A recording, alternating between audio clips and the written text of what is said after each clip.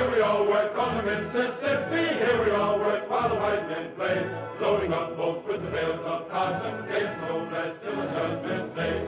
Get yourself a friend who's yellow. Love it, baby, who's the apple of your eye. Old man clothes all I can tell. They often use asparagus and chicken pie. Here we all work on the Mississippi. Here we all work while the white folks play. Loading up boats with the bales of cotton. Getting no rest till the judgment day.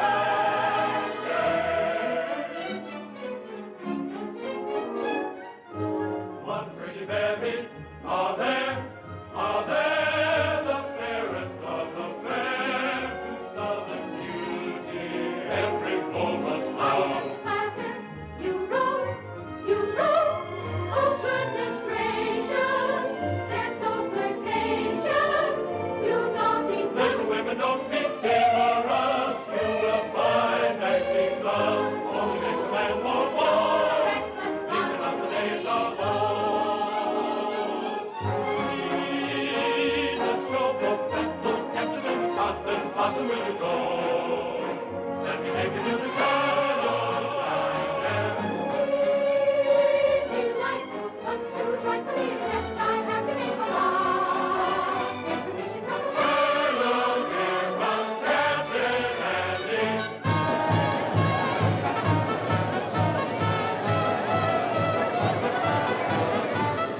I have got such a wonderful show with the greatest of dramas and jolly comedies. Stephen Baker, the handsomest leading man, and beautiful Julie Laverne as well. Captain Blossom, Captain Andy's floating show. Thrills and laughter, concert after, everybody's sure to go. Captain Blossom, Captain Andy's floating show.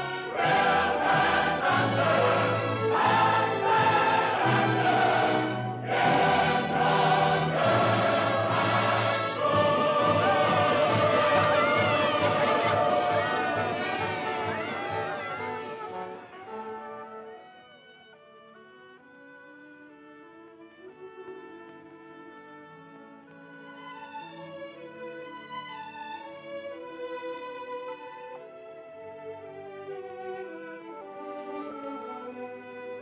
Who cares if my boat goes upstream, or if the gale bids me go with the river's flow?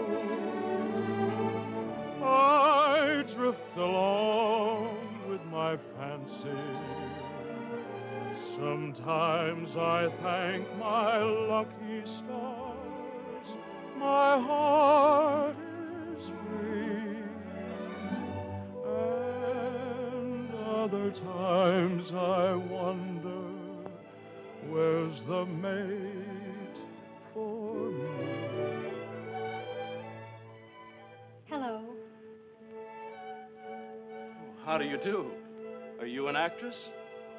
Oh, no, but I'd give anything if I could be. Why? Well, because you can make believe so many wonderful things that never happen in real life. Well, if you like to make believe one thing, why can't we make believe we know each other? The game of just supposing is the sweetest game I know. Our dreams are more romantic than the world we see. And if the things we dream about don't happen to be so, that's just an unimportant technicality. So the cold and brutal fact is, you and I have never met. We need not mind conventions, P's and Q's. If we put our thoughts in practice, we can banish all regret. Imagining most anything we choose. We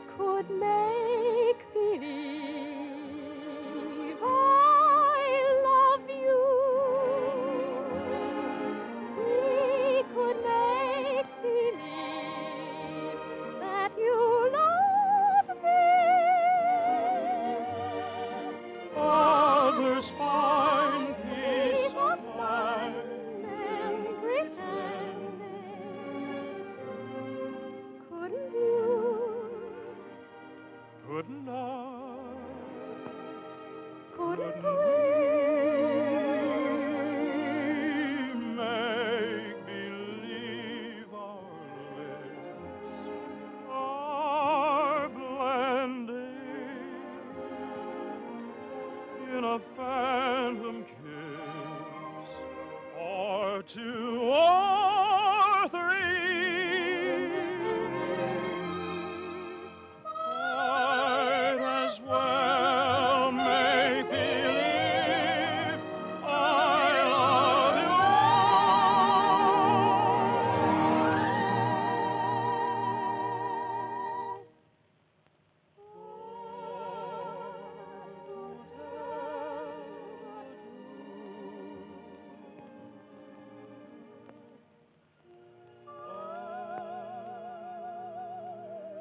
you.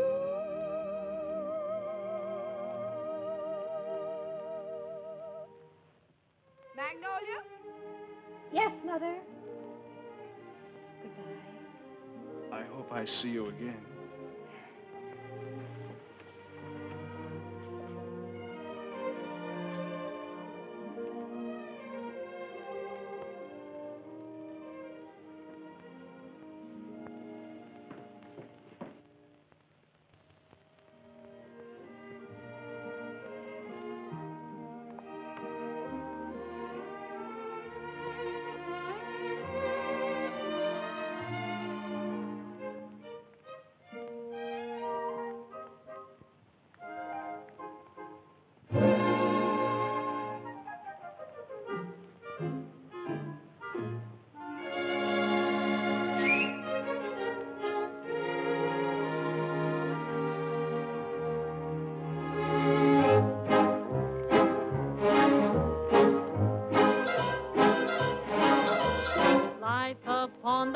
Stage ain't ever what a girl supposes.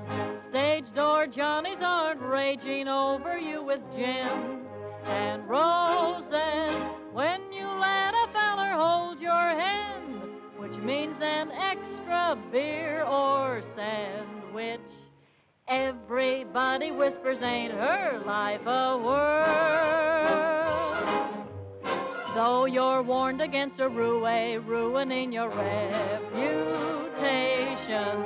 when you've played around the one-night trade, around the great big nation, wild old men who give you jewels and sables only live in Aesop's fables. Life upon the wicked stage ain't nothing for a girl. Though we listen to you moan and grieve, you must pardon us if we do not believe you. There is no doubt you're crazy about your awful stage. Life upon the wicked stage ain't never what a girl supposes. Stage door Johnnies are raging over you with gems and roses.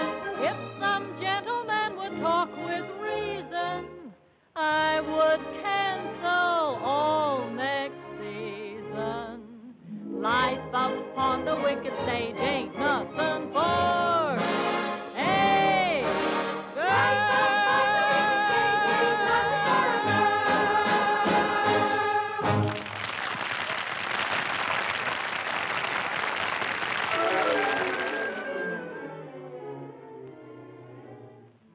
Oh, listen, sister, I love my Mr. Man, and I can't tell you why. There ain't no reason for me to love that man.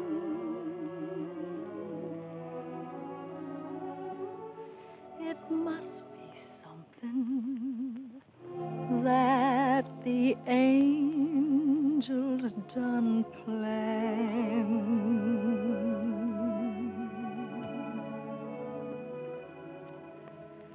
Fish gotta swim, birds gotta fly.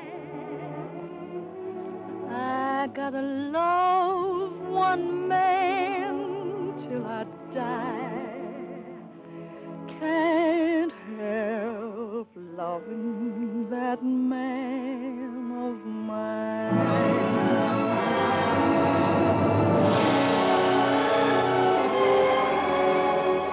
Tell me he's lazy, tell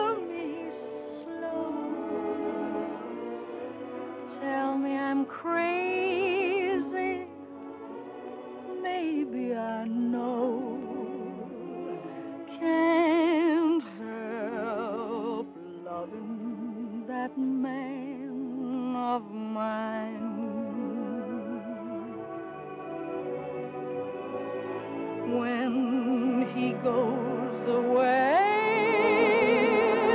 That's a rainy day. But when he comes back, that day is fine.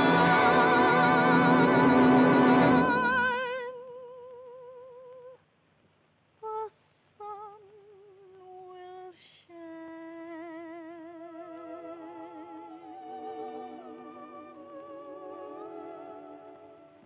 He can come home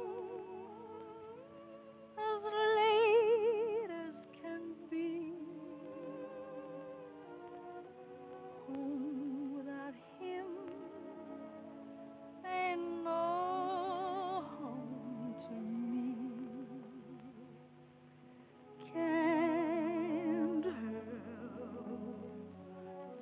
loving that man of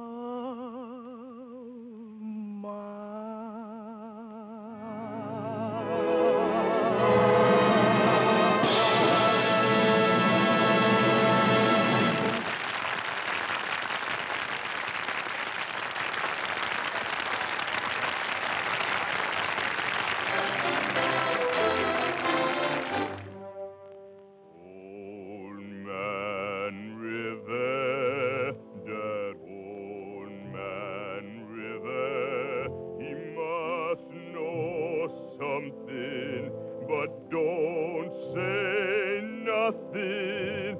He just keep rolling, he keeps on rolling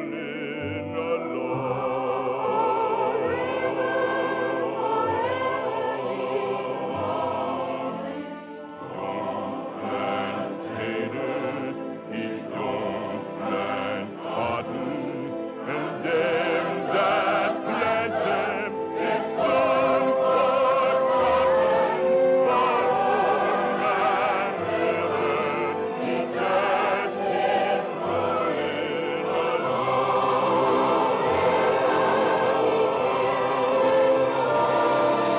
You and me, we sweat and strain, body all aching and a rack with pain.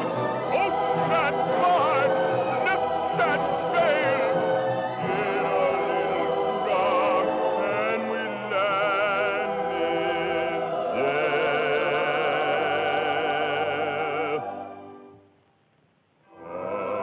Get weary and sick of crying. I'm tired of living and scared of dying.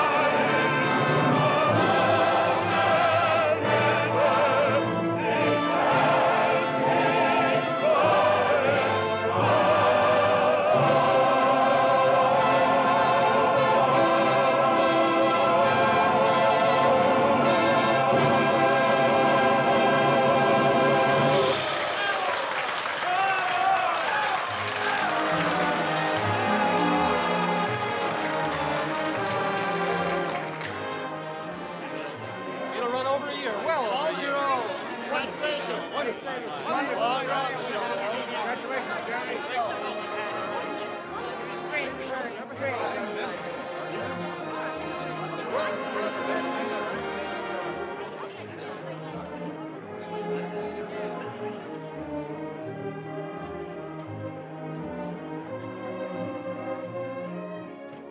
That was a swell show, Mr. Kane. Well, thank you, Joe. Where to? The Waldorf, Mr. Kane? What was that, Joe? That big shindig you're throwing for you. It's down at the Waldorf, ain't it, Mr. Kane? Yes. But first I'd like to stop off at the house of an old friend. Yes, sir. Just for a moment, Joe. Turn right at the next crossing. It's not very far. I'm looking for an old brownstone house. It was the home of a very great and good friend. Tonight, during the show, I couldn't seem to get him off my mind. Yes, sir. And I'd like to be alone for a few minutes, Joe, before we go down to the Waldorf and face that crowd. Oh, I get you. It's like a minute of silence, something like that, huh? Yes, Joe, something like that. Here, stop here, Joe. Here at the corner? In front of that radio shop. Oh, there it is. See? You mean that lodging house sandwiched in there? Mm-hmm. Well, of course, it didn't have that room to let sign in the window then. And other than that, it hasn't changed very much. Well, the street has changed. Changed quite a bit since I first walked down it years ago. Joe, you notice this radio shop? Well, that was a bicycle shop the first time I ever saw it. I remember the day very well. It was spring, and I might have been any American kid coming down that street. I had a song under my arm, my hopes were high, and the world was wonderful. I was ambitious, and I was eager, but I needed a little help. I'd been told that the best man to give it to me was a man by the name of Hessler, James Hessler.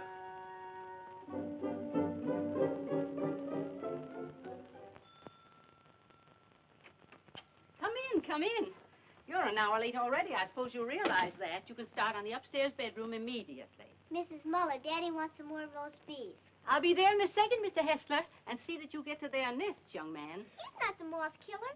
I'm a songwriter. A songwriter. I see.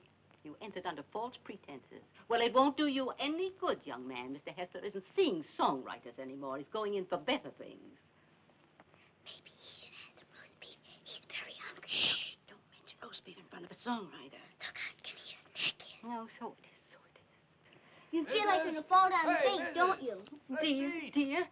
Well, you can come in for a while. Can't have people fainting in the house, not even songwriters. Thank you. Come in, come in.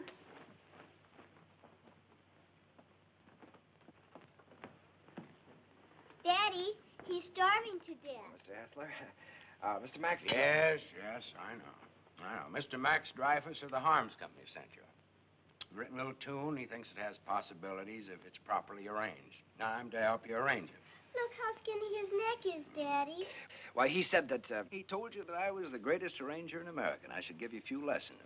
Oh, my friend, he's right. There's only one catch. I've given up arranging. I'm through dressing up silly little tunes for girl shows and beer halls. I'm going to write some real music for a change. Oh, here, Mrs. Set it down here. The trouble with you songwriters is all you ever think about is making money. Here, sit down, have some roast beef. oh, well, no, thank you. Go ahead, sit down. No, you never think of doing anything big, anything worthwhile, like Brahms or Puccini. No, don't sit down there, please. It's Mrs. Hessler's place, Rester, so we always keep it set for her. Oh, I'm sorry. Yeah, sit down here. No, all you fellas want to do is write sugary little tunes and make a lot of money. Did you ever hear Beethoven's Eroica? Or Mozart's Jupiter? Didn't they do something to you? Great heavens, doesn't genius touch you fellas at all? Daddy's a genius. Yes, Daddy's a genius. No, my friend, in 3 weeks I'm going to England where I can work. I can have some peace and quiet. No mushy little melodies to be fancied up for public consumption. I'm going to write a symphony. Daddy's going to write an opera just for me. Here, go ahead, eat up. Maybe it'll give you some gumption. Well, I'm terribly sorry, Mr. Hessler. I had a big lunch with Mr. Dreyfus just before I left. It was roast beef, too. Yeah, well, Oh, what's the matter? Just because you're not hungry, you don't have to go, do you? Have some brandy with me. Help me celebrate my liberation from mediocrity. Mrs., get a couple of liqueur glasses, will you? Sally, will you show the gentleman into the parlor? I'm going upstairs and see if I can't find that bottle of Napoleon. Have you a song in there? Mm-hmm. I'm taking piano lessons. Daddy wants me to be an opera singer when I grow up. Why don't you write an opera? Well, Sally, I'm afraid I only write the silly little tunes. You know, the ones your father doesn't like. Let me see if I can play your song. Do you mind? Oh, I wish you would. It's very easy. Here.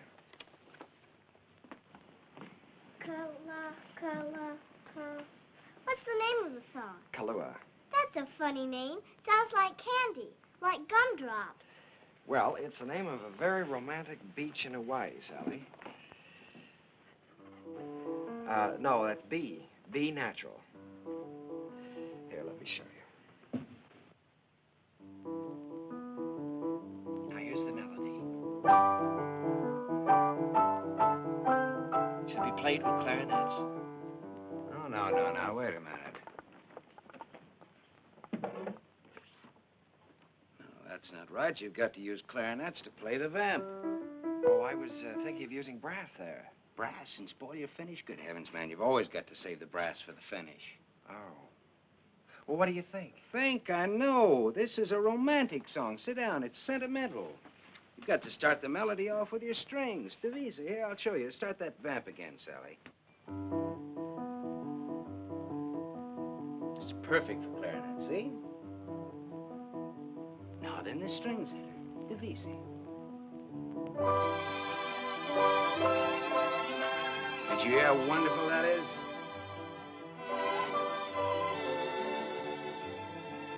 Now then, add trombones. Muted trombones.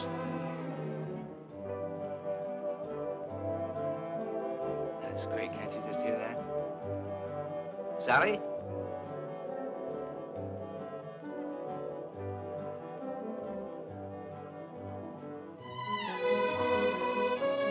No, wait a minute. We ought to add flutes there. Light and easy.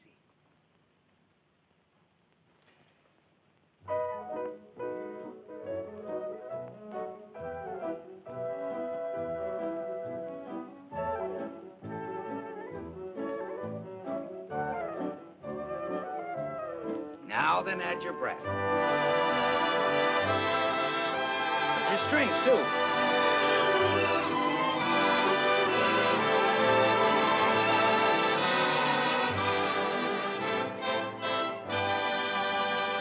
Yeah, you see? Isn't that easy? It's a good song, too. It's very good. Is that yours? Yes. Mm-hmm. That's all right. What's your name again? KERN. Jerome KERN. Well, I'm glad to meet you, Karen. Make yourself at home. And I did. My life became a pattern of notes and clefs, tempos and modulations. We worked hour after hour, day after day. It was the beginning of a friendship. It was the beginning of a lot of things. And now, not only did I have a best friend, I had a best girl, Sally. And what a girl. Oh, those were never to be forgotten days. And I hated to think of them ending. But at last the time came when Jim had to leave for England. Oh, here, Jim, let me help you. Oh, it's those symphonies of yours. They're as heavy and bulky as lead. Nice they're not tinny like some tunes I've heard. Oh, Sally, honey, come here. All right, here we go. Fortissimo. Dum-da-da-dum-da-dum. Bum. Got it. Oh, you carry a lot of weight, Sally. It was easy. Come along, Sally. At least we're not going to miss the boat. Goodbye, Mr. Kern. Goodbye, Mrs. Goodbye, Sally. Bon voyage. What does that mean? Happy journey. Bye, Uncle Jerry. Be a good boy. This will be the end of it, boys. Don't forget to pack my song, Daddy. No, I'm good. She means Kahlua. Well, that is her song, Jim. You know, if it hadn't been for Sally, I wouldn't be here now. Well, she's very fond of you, Jerry. I'm going to miss her. I'm going to miss all of you. Well, you may not be gone so long. It all depends on... You won't mind living here alone, will you? Oh, no, I'll get used to it. Jim, in case I don't get a chance at the boat, I just wanted to tell you that... Oh, forget it. I like arranging now that I'm through with it. Glad to have been some help. No, it's more than that. It's been your kindness and your home here. Look, Jerry, I just want you to write some good music, some real music. That's all the thanks I want. Don't waste your time fussing with those wheezy little tunes. Think big. Try to be somebody. I will, Jim. I'll try to be as big as I can. Yeah, good. That's fine. Well, we better be on our way. Oh, good heavens, Sally's song. You know, I'm so tickled that she remembered that. Remembered? It's your song, Jerry. She couldn't forget.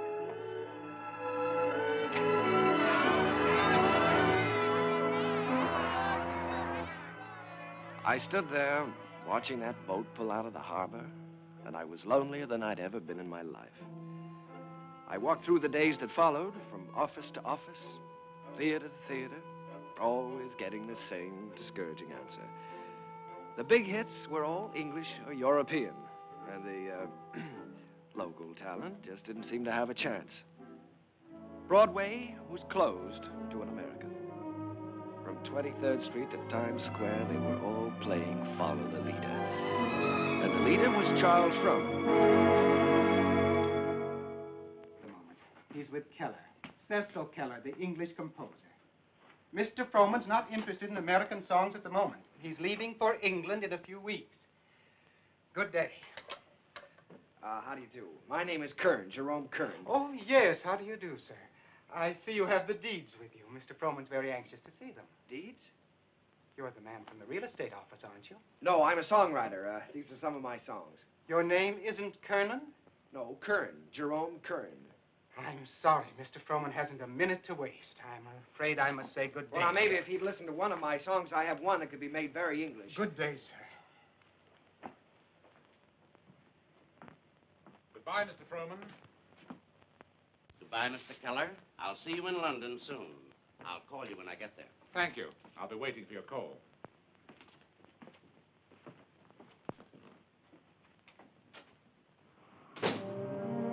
I made up my mind that I was going to try to write music with an English accent. So I sailed for London.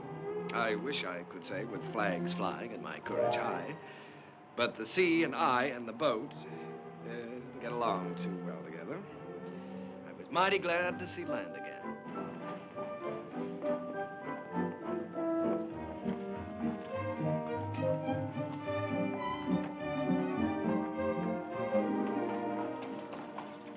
Excuse me, could you tell me where Mr. Hessler lives? Hessler? We have a Wesley and we have a Smith. No, Hessler. Mr. Jim Hessler. Uncle Jerry! Sally. Oh, honey, it's so good to see you. We didn't know you were coming. Well, I didn't know I was myself. Daddy will be so glad to see you. Come on, we live right over there. All right. Oh, Sally, you're getting prettier every day. I have a new music teacher. Yeah. Well, the tables are turned. American songwriter invades England. That's pretty good, Jerry. Well, it's daring, very original. You're thinking big anyway. It's a chance I'm taking, Jim. So you've got a little skin here, haven't you? Hmm? I haven't been getting enough roast beef lately, I guess. Jerry, I look at you sitting there, and it's just hard for me to believe you haven't been here all the time. Thanks, Jim. It's sort of like being home again. How was the symphony coming along? All right? Oh, well, yes, I'm still in the note-making stages. Of course, I always believe in making plenty of notes. It's kind of like planting seed. One day they start to grow, and then before you know it, lo and behold, your symphony's all written. Uh-huh. Simple and easy, hmm? Not as difficult as writing those silly little tunes. Well, no, it's the quiet here that does it, Jerry. Peace in this place is just so thick that you can float on it. It's a rustic pastoral. Wait a minute, now, answer that telephone. Oh, the doorbell. Will you get the door, please? Don't you do something about that? Yeah. No, there's a picturesque pastoral. Hello. Who? Sometimes they're on backward. I can't. She's waiting for a piano lesson, sir. Oh, Mr. Edwards. Yeah, put him on. Come, Sally, it's time for Hello, George. When, my little sonny? Fine.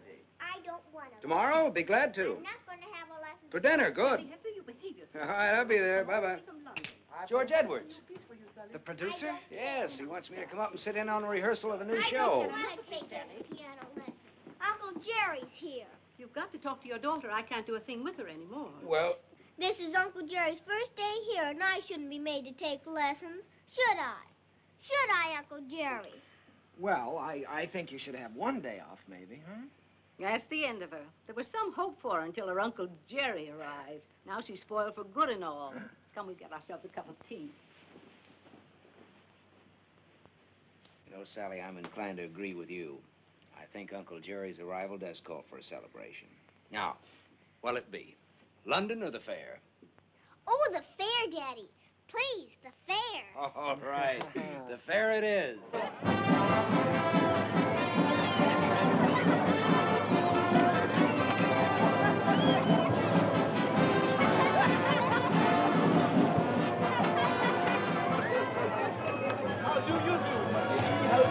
Hey, you all, welcome and try your way. Not to the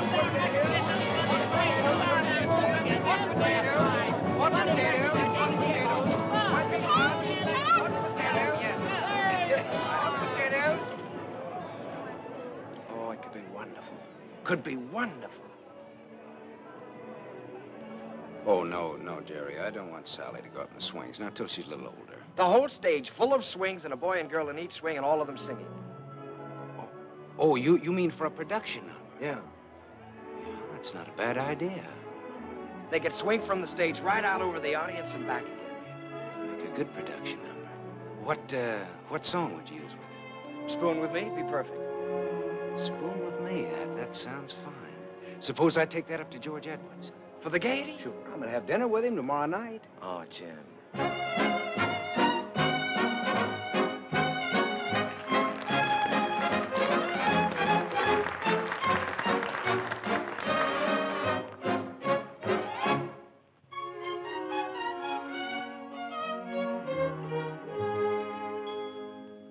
I don't know why I am so very shy. I always was demure. I never knew what silly lovers do. No flirting I'd endure. In all my life I never kissed a man. I never winked my eye. But now at last I'm going to break the ice. So how'd you like to try? How'd you like to spoon with me? I'd like to. How'd you like to spoon with me? Well, rather. Sit beneath an oak tree, large and shady. Call me little Tootsie Woodsy baby. How'd you like to whack and squeeze? Indeed, I would. Dangle me upon your knee. Now, if I could. How'd you like to be my lovey-dovey? How'd you like to spoon with me? What a daisy.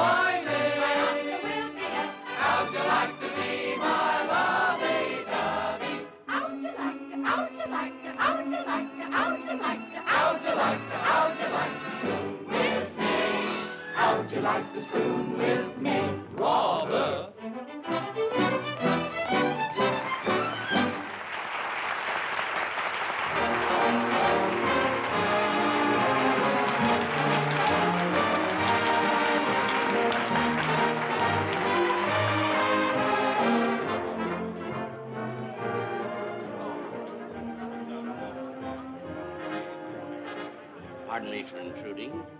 You've been pointed out to me as the composer of that delightful number with the swings in it. My name is Froman, Charles Froman. Mr. Kern, I want to congratulate you. Roman. I'm sorry, sir. It isn't my number. My name isn't Kern. There's Mr. Kern, sir, down the bar bit. That gentleman there? Why, he can't be the composer. It's him, sir, sipping sherry. And a very nice gentleman he is, too, sir, for a musician. Mr. Froman, I have something here which I know you'd like. It's a beautiful number with parasols, with all sorts of parasols.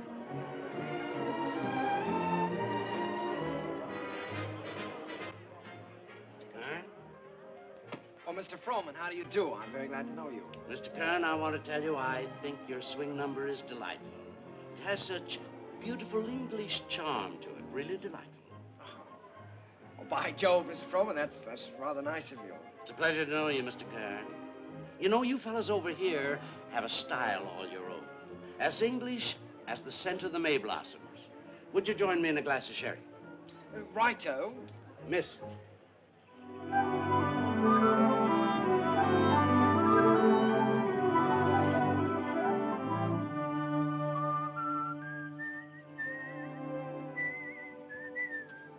I'd give that one up if I were you. One song at the Gaiety, I think you can afford to take a rest. Well, if I could finish it, I know I could interest Froman in it. You ought to know by now that Charles Froman is only interested in English music and English composers. If I only had a piano, I know I could work this out right now.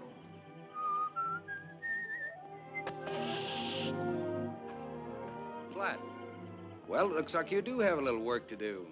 That town we passed wasn't very far back, was it? No, not very. Well, let me take your bike, and I'll go back and see if I can borrow a repair kit. No, I think I'd better go. I can talk with the natives better than you can. Well, let me do it. I can use my accent on them. That's just what I was afraid of. No, you wait here and whistle yourself a little tune till I come back. Make sure you can find this place again. I'll find it.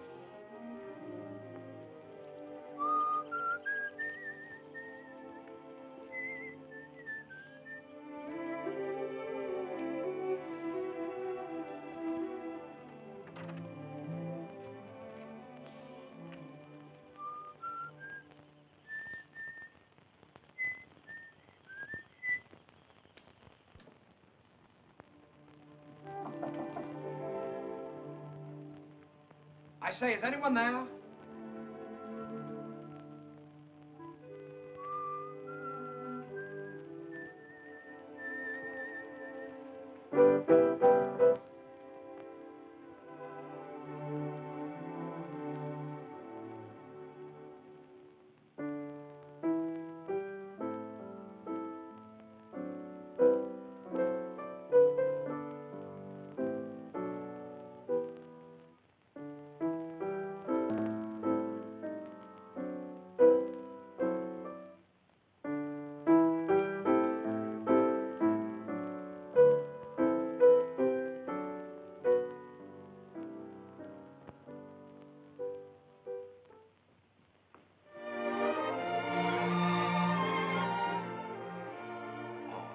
How do you do?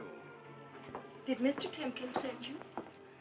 Well, I was passing by on my bike, and I got a flat tire, and, well, then you don't work for Mr. Timkins. No, I happened to notice your piano through the window, so I thought I'd come in and try out a little tune.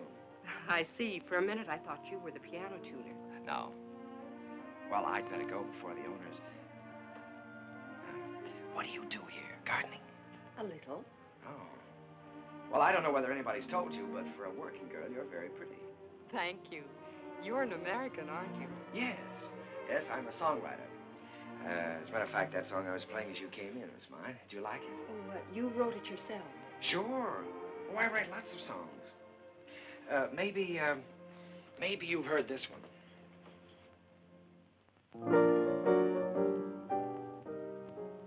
Why, that's from the Gaieties. Everybody's singing it. Uh-huh. Now, this is the one I was working on.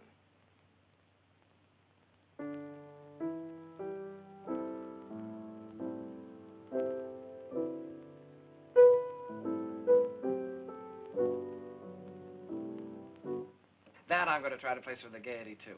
Of course. I would if I were you. Don't you believe I wrote these songs? Tell me, when you compose, do you always break into people's houses to borrow their pianos? No. All right, I'll tell you what I'll do. If I place this with the Gaiety, I'll send you tickets and you can come and see for yourself. Will you? I'll tell you when I get the tickets. I beg your pardon, miss, but your mother would like to speak to you. She's in the upstairs sitting room. Thank you, Katie. I'll be right up. Well, I'm terribly sorry. but I still wrote those songs. And I'll still be waiting for the tickets. Will you? Wonderful. I won't forget.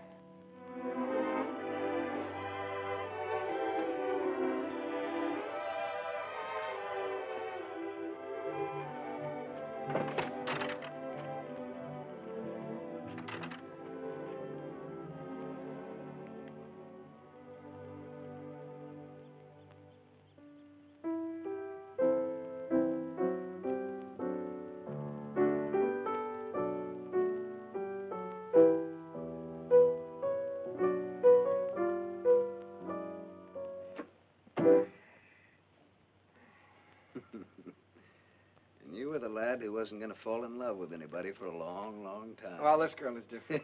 Sure, I know. Well, now, don't joke about it. It's serious. Don't you believe me?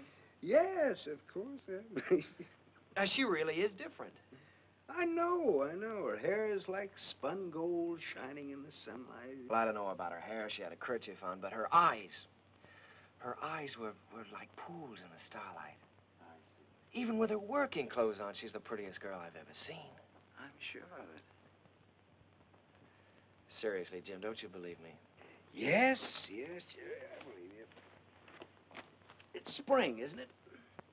Tomorrow morning, I think I'm going to give you a great big dose of sulfur and molasses. Good night.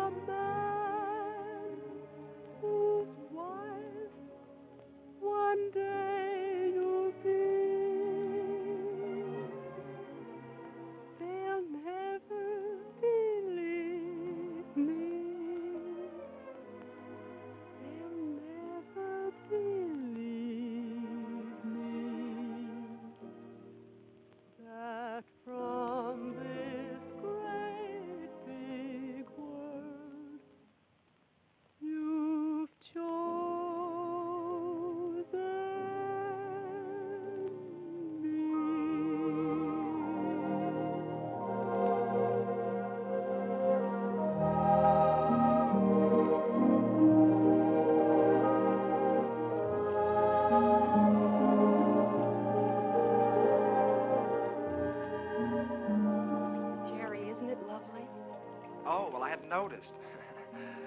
When I look at you, I can't seem to see anything else. Oh, writing songs again. Perhaps we better stop and have lunch. All right. You can move in under those trees there. Isn't it a beautiful day? Beautiful. Now, let's see. You've seen Westminster Abbey and the Tower of London, and you've seen Buckingham Palace and Hampton Court. Maybe there's something I can tell you about this place. Eva, let's drop the history course for a while. Do you mind? Not that it isn't interesting, but, well, there are a few things I'd like to know about you, too. Well, all right. What would you like to know about me? Oh, just the ordinary things. Things you like and things you don't like. Where you went to school and who was your first beau and, oh, what you want out of life. That's a tall order. Where shall I start? The things you like. Oh, I guess I like what everyone likes. I like books and picnics and dancing and music. What about musicians? Oh, certainly musicians. And what do you want out of life? Oh, I guess again what everyone wants. Happiness. Have you ever given any thought to getting married? Why, of course. Doesn't everyone? Are you set on any particular type of man? I have been at different times. When I was 16, I desperately wanted to marry the star cricket player at rugby. And now? Now? Oh, now I don't really know. Except that he must have a sense of humor, and he must be kind, and he must be intelligent and good company. And of course, he must love me very much. Well, I know somebody with at least one of those characteristics. Someday I'll tell you all about it. Oh, good afternoon, good afternoon, good afternoon. And how have you been this afternoon? Well, I'll tell you how I've been. That's I've been so. looking Never mind, never mind. You feel wonderful. You feel great. How could you be otherwise after such a beautiful day? Tell me, my friend, how is your knowledge of English history? English history? Did you know that London happens to be the largest city in the world? Yes, I know that. Did you know that within the county of London there are 14 road bridges across the Thames? Now, there's the Waterloo. There's You don't say. Sounds dull, huh? Well, it's far from dull, my friend, when your history teacher is as beautiful as all the sirens of history put together. Did you know that all the swans on the Thames belong to the King of England? No, fancy that. And the male swan is called a cob. Oh, what does that get? And did you know that when you walk into Hampton Court, you're walking right straight into history? Oh, my dear friend, you have so many things to learn about England. Have you ever heard of a man named Charles Frohman? Frohman? Frohman, well, that's a familiar name. The face escapes me. How can you talk about Frohman when I'm talking about love? Oh, so that's been the theme of this little dissertation. Yes. Well, I'm glad you informed me. Oh, that's all right. Because the next time Frohman's office calls, I'll tell him that you're too busy to be bothered. Yes, you tell them that I'm too busy.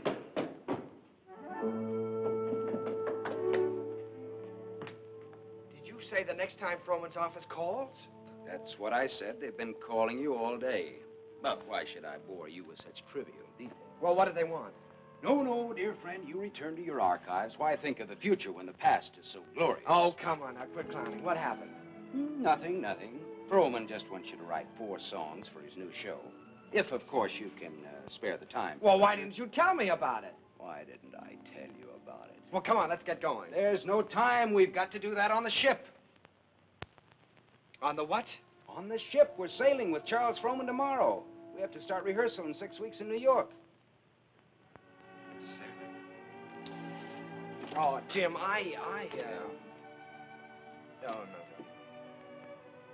Look, Jerry, this is the chance you've been waiting for. You certainly are full of surprises. I thought you'd be up in the clouds. I feel like I've just been yanked out of the clouds.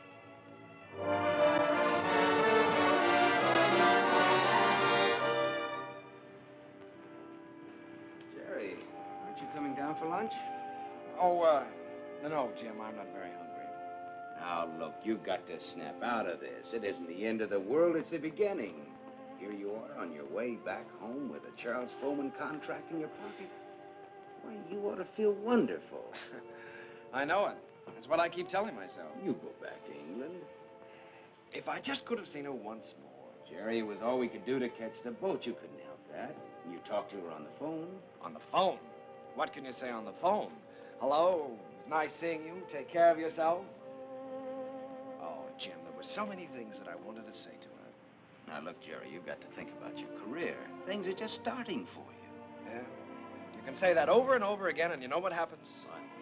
Nothing. Jim, you know, for the first time in my life, I'm lonely. Here I am on a ship full of people with you, and I might as well be on a desert island all by myself. Did you ever feel this way? Yes, once. What did you do about it? I married the girl. Oh, hello, Mr. Frohman. Hello there. Been looking for you two. You weren't down to breakfast? No, The first day out is always a little rough on me. Good Englishman should have his sea legs by now. Come and have lunch with me. Mr. Frohman, there's something I must tell you. I'm not an Englishman. Mr. Kern, there's something I must tell you. I never thought that you were. At least not after the first 15 minutes. Matter of fact, I'm very proud to be able to present a new American composer to Broadway. Thank you, Mr. Frohman. I have a lot of faith in you, Jerry. Just received a wireless from Julia Sanderson. She's accepted the part of the girl from Utah. Wonderful. Now I've got to have a great song for her. If it's a love song, he's got one.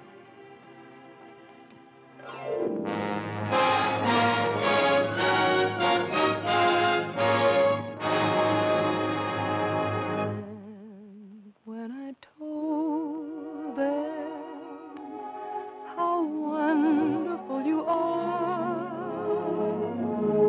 they didn't believe me. They didn't believe me. Your lips, your eyes, your teeth, your hair are in a class beyond compare. You're the handsomest boy that one could see. And when I tell them, and I'm certainly gonna tell them, that you're the boy whose wife one day I'll be, they'll never believe me. They'll never believe me that from this great big world you've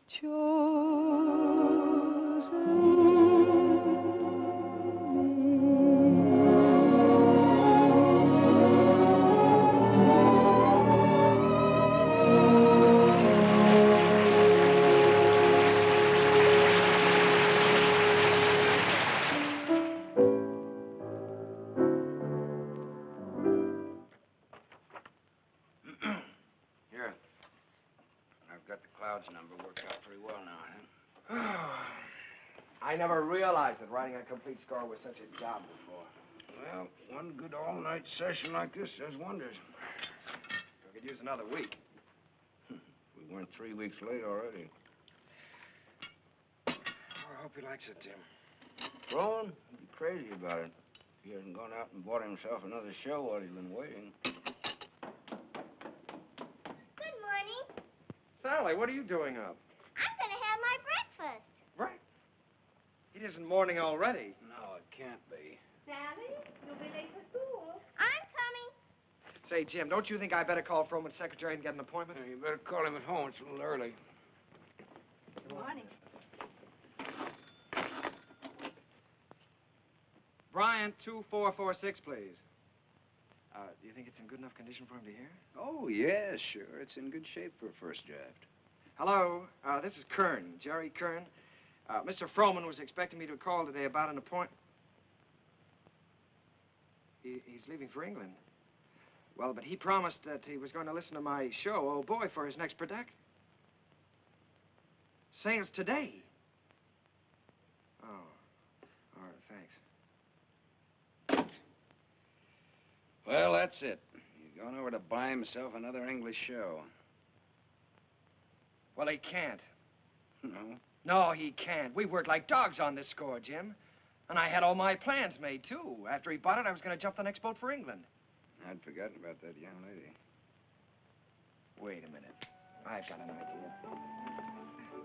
My passport is still good. Why don't I take the same boat he's taking today? Wonderful. Get him on board ship and he can't get away from you. That's right. Then I can sell him the show. Wonderful. Then I can go and see Eva. Sure. You can get married. Well, yes. Probably have to ask her first. Well, that's an idea. Well, I'll go and phone the steamship company. Right. I'll go back. Driver, you think you can make it all right? If we get a break in traffic and the old engine holds out. Oh, Uncle Jerry. Jerry, come on now. We've only got a few minutes. Jerry, if you want to miss that boat, come on here.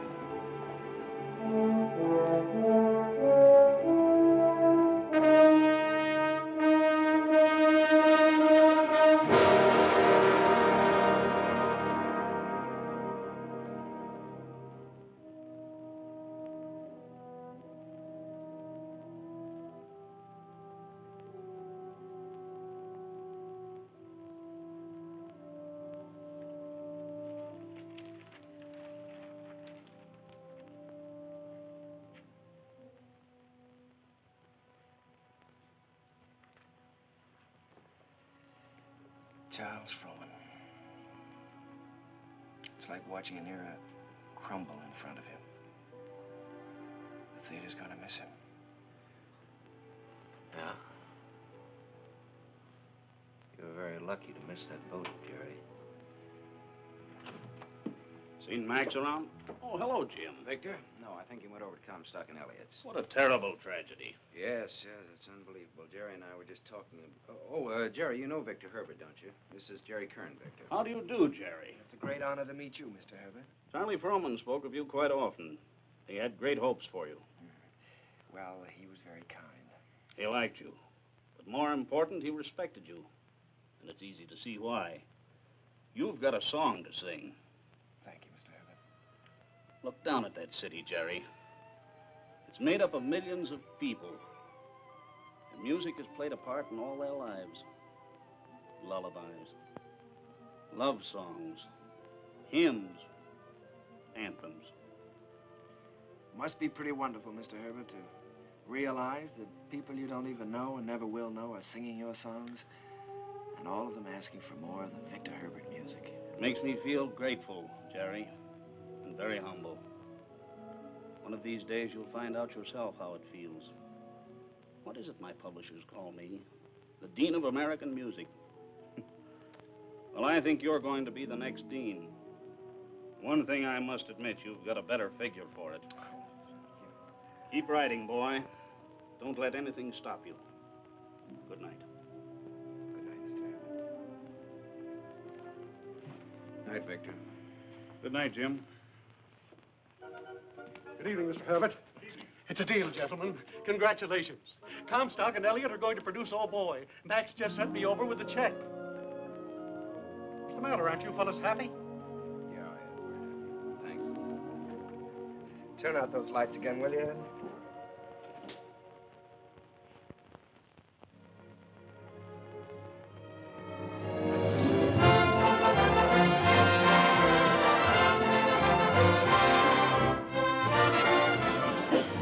Well, there it is in lights. How does it feel? Well, it feels pretty good. If I could just get rid of some of these butterflies in my stomach. How do you feel? Well, I've got a little butterfly trouble myself.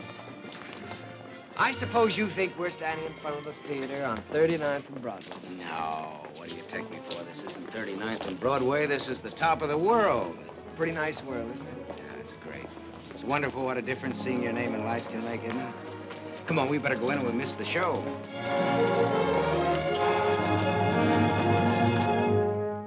The rain comes a pitter-patter, and I'd like to be safe in bed. Skies are weeping while the world is sleeping, trouble heaping on our head. It is vain to remain and chatter, and to wait for a clearer sky. Helter-skelter, I must fly for shelter till the clouds roll by.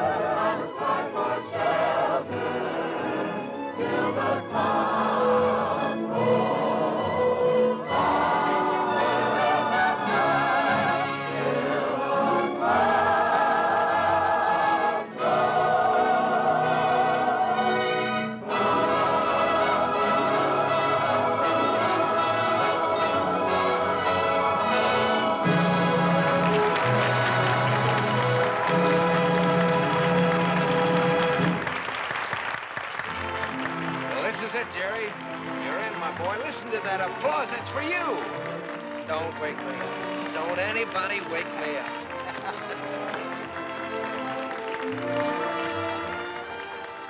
Figured out how you're going to spend your money yet? Well, for one thing, I think I'll buy an interest in Harms. For another... You think you might take a little ocean voyage? Well, good luck. I don't see how she can possibly say no. Oh, that's what I'm worried about. I'm afraid she is going to say no, Jim. You know, I can't get her out of my mind. She's... Well, she's... Yeah, I know. I've been through this before. She's everything you've ever dreamed of on this earth. She's everything I've ever dreamed of in heaven.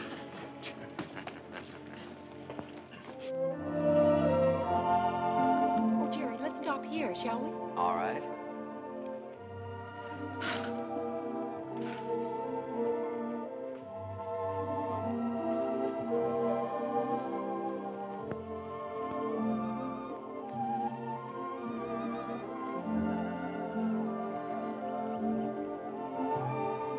Jerry, Hmm? you know, you didn't write very often. Well, my letters weren't very interesting, Eva, so I tore them up. As a matter of fact, you didn't write very often yourself. A lady doesn't correspond with a gentleman, unless it's a reason other than a personal one. Oh, well, now, doesn't that sound a little silly to you? No, it sounds altogether fitting and proper. Oh. Want to fight? A lady doesn't fight. Well, what does a lady do? Oh, you're impossible. Well, you're right. If I were you, I'd have nothing to do with me. In fact, if I were you, when I ask you to marry me, I'd say no. Just on the grounds that a lady never says yes. Now, see here. Are you going to ask me to marry you? Might, with a little encouragement. A lady doesn't... In my country, if a lady wants to be asked, she has to be encouraging. In my country... In your country? What in your country? Well, there are proper ways to go about such things in every country. Oh. Well, then let me put it this way. From the very first moment I saw you, when you walked in from the garden, I knew that out of all the women in the world, I'd finally found the right one, the only one. I wanted to tell you then. I wanted to say, hello, funny face. I don't know your name or anything about you, but I've loved you all my life. You were my first school teacher, my first date, the first girl I ever kissed, and everything in the world to me. You see, I recognized you immediately. You thought all that? That's right. I stood there thinking that, wondering what you'd do if I kissed you. What would you have done? What would you do now?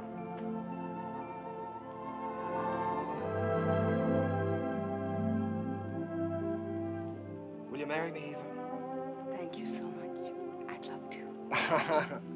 Hello, Mrs. Kern. Hello, my darling.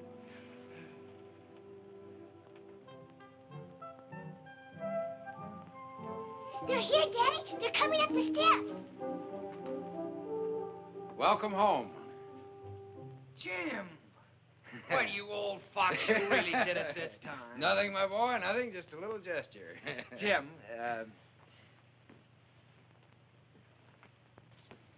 this is Eva. Hello, Eva. Hello. Well, you've married the nicest guy in this world, but the craziest. Oh, now, wait a minute. I was keeping that from her. Isn't she sensational, Jim? Jerry. Honey, turn around and let him look at you. Oh, Jerry. Look at that hair and those eyes. Have you ever seen a woman like that in your life before? Only once. No, I hope that both of you have all the happiness in this world. Oh, thank you, Jim. I think we have already. Forgetting me and the music. Oh, Sally, yes, I'm sorry, dear. Sally. On behalf of my father, Jim Hessler and myself. On behalf of my father, Jim Hessler and myself, I wish to congratulate you on the start of your voyage into the great sea of life. Oh, Sally. Well, on behalf of my wife and myself, I thank you very much. I'll take it. Hello, Mrs. Hello, Mr. Kern. Sally, it's so wonderful to see you. Why, you have grown up, haven't you? Sally, this is your Aunt Eva. On behalf of my father... Thank you, Sally. We're going to be real good friends, aren't we? Yes, I expect we are. Well, what do you say? Let's all go in and have something to eat, shall we? Oh, Jim, it's so good to be home again. Yes, it was good to be home. I felt I had everything in the world. Happiness, success, and the wife I had dreamed about. I wanted to put it all into music. Eva's smile and her eyes and what it meant to be with her.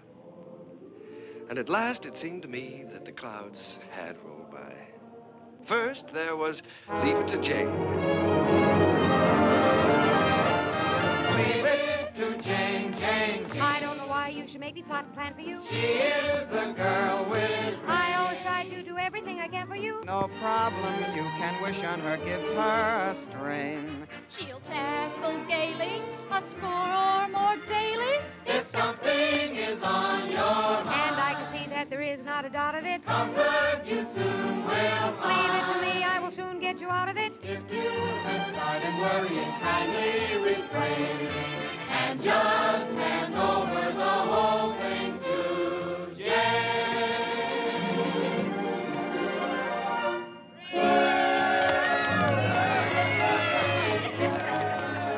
Well, Jane, why don't you tell us how you do it? Yes, come on, Jane, tell us. Oh, but it's really very simple. I just study up on the famous women of history. You mean like Lucretia Borgia? Well, no, not exactly. Listen. In days of old, beside the Nile, a famous queen there dwelt. Her clothes were few, but full of style, her figure slim and svelte. On every man that wandered by, she pulled the Theta Barai. And everyone observed with awe that her work was swift, but never raw. I'd be like Cleopatra if I could have my way. Each man she met, she wed and kissed, and she dozens on her waiting list. I wish that I had lived there beside the pyramid. For a girl today don't get the scope that Cleopatra did.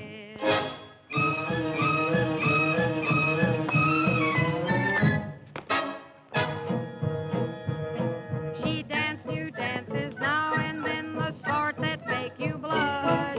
Each time she did them, scores of men got injured in the rush. They'd stand there gaping in a line and watch her agitate her spine.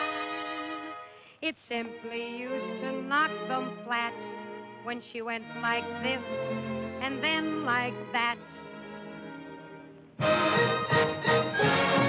At dancing, Cleopatra was always on the spot.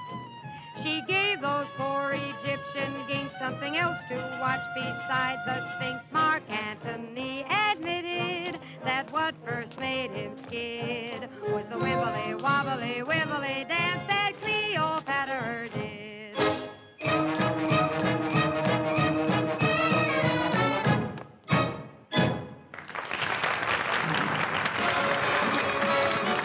Leave it to Jane, Jane, Jane. She is the girl with brains. No problem you can whip her, give her a string. You'll tackle gaily a score or more daily if something is on your mind. Comfort you soon will find. If you have started worrying, kindly refrain. Don't you bother, don't go to your father. Leave it to Jane, Jane, Jane, Jane, Jane. Turn the whole thing over to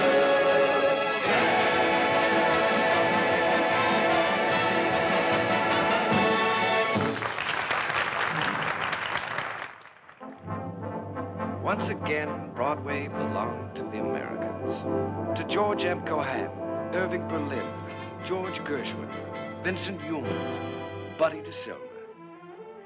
I was working in mighty great company. And in one of my own shows, Sally, I was fortunate enough to have the reigning queen of the era, the wistful, lovely, unforgettable Marilyn Miller.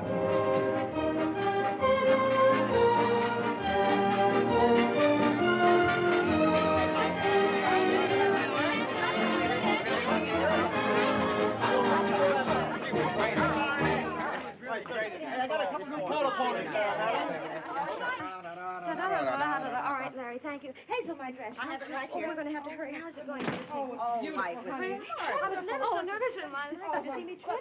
Oh, you are nice. More flowers from Mr. Ziegfeld. Oh, how wonderful. Says the first act was a dream, signed Flo.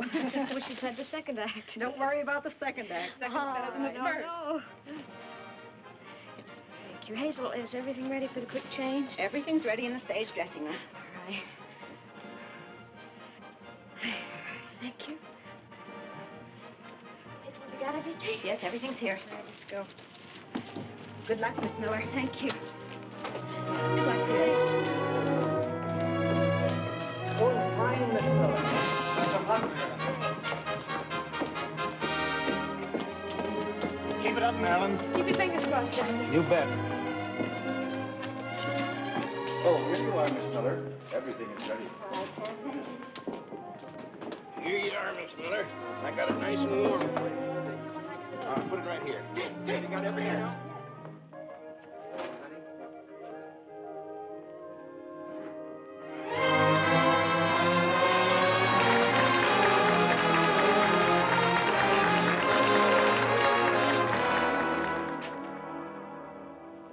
As I wash my dishes, I'll be following a plan till I see the brightness in every pot and pan. I am sure this point of view will ease the daily grind, so I'll keep repeating in my mind.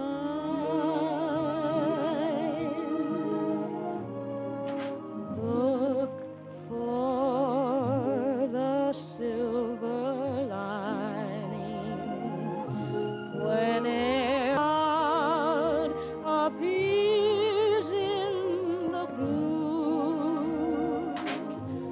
Remember, somewhere the sun is shining, and so the right thing to do is make it shine for you, a heart full of joy and gladness will always banish sadness and strife.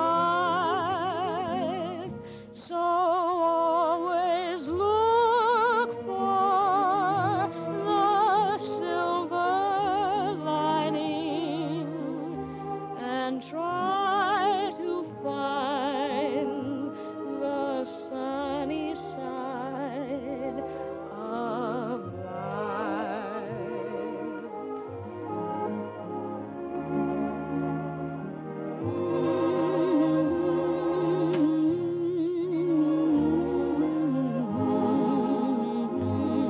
La da da da, la da da da dee da da da dee da dee da da da da dee da da da.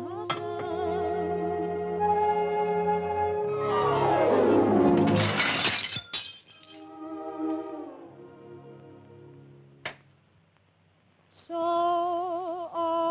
always look for the silver lining and try to find the sunny side of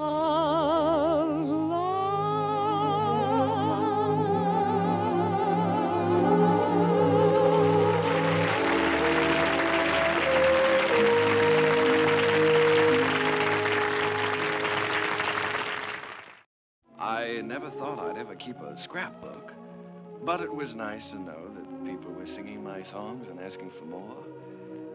Night Boat, Good Morning Dearie, the Ziegfeld Follies. Curtains went up, curtains came down, but I think I got to look a little more like a musician.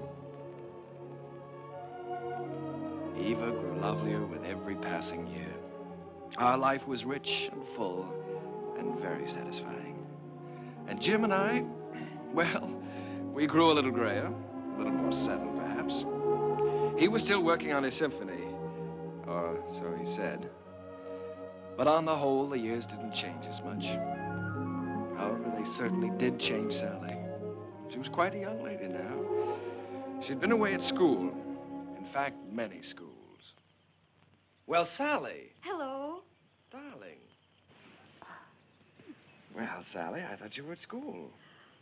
Well, I was. Oh. What happened this time? I just can't stand that school anymore, Uncle Jerry. I've left, and I'm not going back. What does your father say about that? Well, he hasn't said anything yet. He doesn't exactly know. You see, I just left there this morning, and I came right out here to talk to you. Oh, Uncle Jerry, I had to leave. I hated it so much I couldn't eat or sleep or anything. This is the third school you've left now, isn't it, Sally? Yes. Well, now, it seems to me that you ought to be able to make a go of one of them. Oh, I just don't seem to fit in very well. The kids all seem so, I don't know. All they're interested in are parties and clothes. They seem to think that's all there is to life. Oh, Uncle Jerry, I wish you'd talk to Dad for me. He'll listen to you. Well, Sally, you know your father isn't well. Then I ought to be home where I can take care of him. You ought to be at school completing your education. You want to make something of your life, don't you? Oh, I've had an education, and now I want to get down to something serious. Oh, Uncle Jerry, you did promise you'd help me get a start in the theater. I said I'd help you when you were ready. Your father wants you to complete your schooling first, Sally, and he's the boss. Oh, Uncle Jerry, Dad's forgotten what it's like to be young and feel like this, but you haven't. You haven't forgotten what it's like to stand on Broadway and look up at the lights and think, someday I'll see my name up there. You remember that feeling, don't you, Uncle Jerry? Yes, Sally, I've got to admit it, I do. Well, then that's more important. Or anything else in the world, isn't it? Isn't it, Uncle Jerry?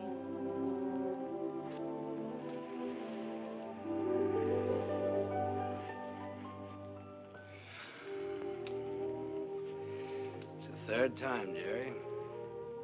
Yes, I know. Maybe we shouldn't have made her go back before.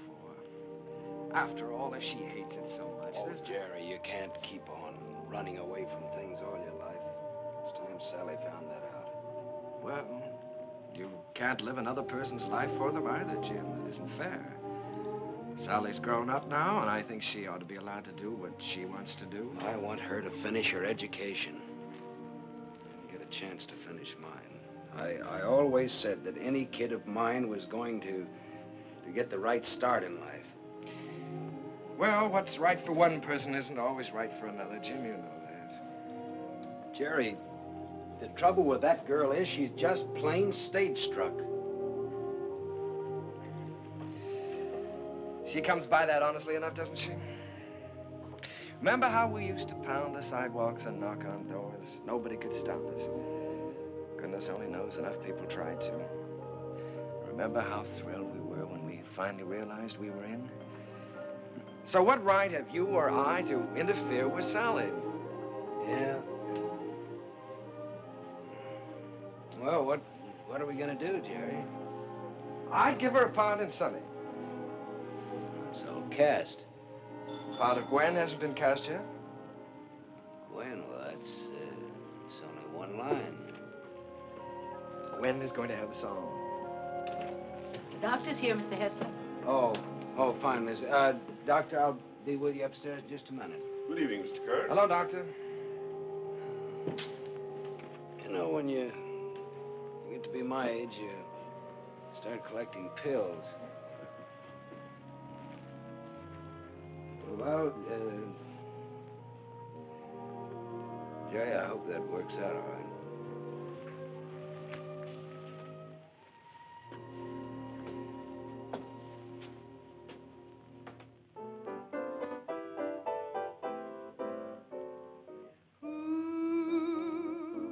Stole my heart away, who makes me dream all day, dreams I know can never be true, seems as though I'll ever be blue. Very well, Miss Miller, and you? Hello, Oscar. Jerry. This is a charming number. I was just telling Jerry how much I liked it. What a fine lyric you've written. Oh, thanks. Jerry, I've just been talking to Mr. Dillingham, and he thinks that Who should be a big production number instead of a solo, and that, of course, Marilyn ought to sing it. Oh. Well, then, of course, we'll have to do it. It puts me in rather a tough position, though, Oscar. After all, I did write it for Sally. I know you did, Jerry, but we'll give Sally something else. Oh, she's going to be awfully disappointed. It's a wonderful song, and I'd love to sing it, but I hate to take it away from her. Well, it's for the good of the show, Marilyn. I think you're right, Oscar. Have you thought, though, how you're going to tell Sally? It's not going to be easy. Oh, I thought you should tell her, Jerry. Oh, I was afraid you would. Well, after all, you know her so well, it shouldn't be too difficult. Well, it would be a lot easier if I didn't know her so well. Would you like me to tell her? I'm sure she'll understand. Would you do that, Marilyn? Certainly. Ask her to meet me in my dressing room. And don't worry. Thank you, darling. But Uncle Jerry wrote that song for me. I know. And I know how disappointed you must be, too. But, Sally, disappointments are part of the theater, and you've got to be able to take them. Well, the very same thing happened to me in my first show. I had to give up my song to the star. I think I felt pretty much as you're feeling right now. Then I think it's a pretty low, miserable trick for you to pull on someone else. Sally, listen to me a minute. This is your first show. You're just starting. And there are going to be a good many songs and a good many shows for you. It may be difficult for you to understand now, but one day you'll realize you've got to give and take, whether you like it or not. I'll never take a song away from anyone else, especially if it's their first real chance. Sally, please don't put this on a personal basis. I don't want to take the song away from you. Then why are you doing it? Mr. Dillingham thinks it's best for the show. And what's best for the show is more important than what I want or you want or any personal feelings involved. Don't you see that, Sally? Yes, I see it all right. You're trying to take my song away from me, and you aren't going to get away with it. Uncle Jerry wrote that song for me, and I'm going to sing it. I don't care whether you are the star. You're not going to take it away from me. Sally. She can't have my song, Uncle Jerry. Don't let her talk you into it. I don't care what happens. She can't have my song.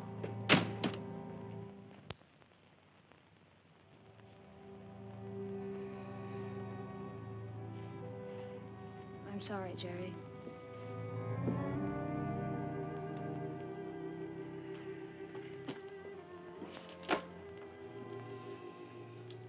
What is it, Sally? Am I still in the show, Uncle Jerry? If you want to be, you won't have a song, though. He took my song away from me, the song you wrote for me. Sally, there's a little thing called For the Good of the Show. Apparently the show didn't seem very important to you this afternoon. Not important. You didn't care what happened to the show, just so long as you got your way.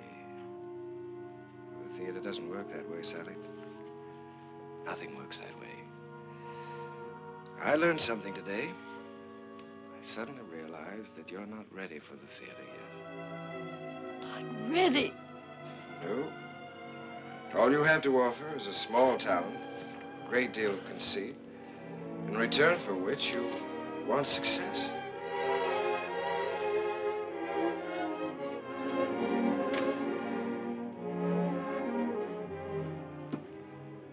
Sally, I've known you and loved you ever since you were a little girl. I couldn't love you anymore if you were my own child. But I must say this to you.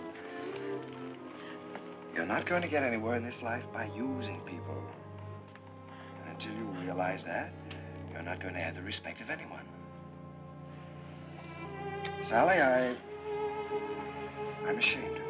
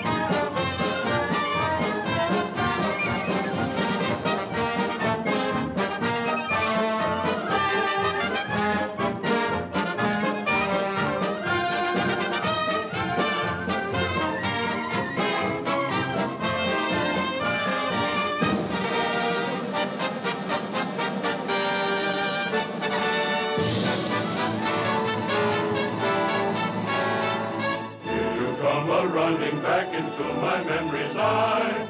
Little playmate once I gave aid in a day gone by. Ragged dresses, tangled dresses, flying o'er the hill. Heaven bless us, you no less a share of Jackson's Hill. You funny little willow that describes her to a T. She is full of fun, he named the lady perfectly. She is bright and sunny.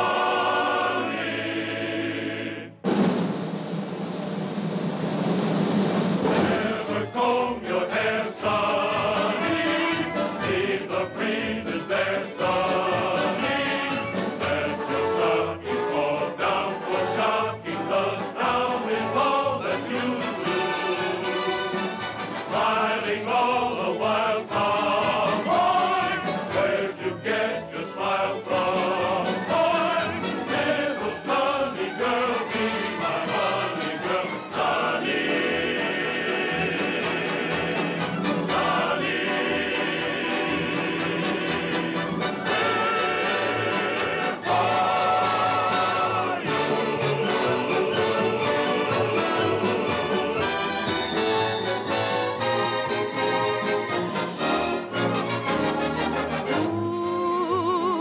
Stole my heart away. Who makes me dream all day? Dreams I know can never come true. Seems as though I'll ever be blue. Means my happiness. Who would I answer yes to? Well, you ought to guess who. No one but you.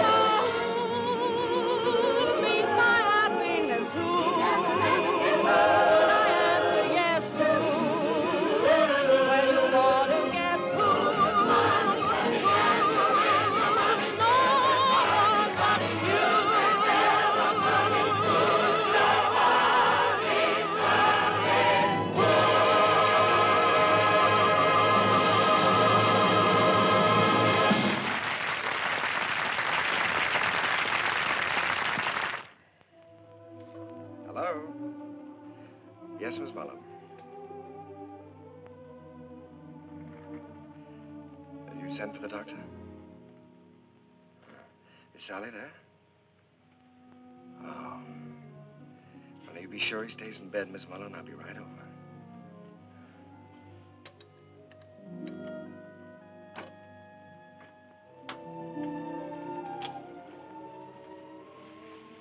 The doctor get here?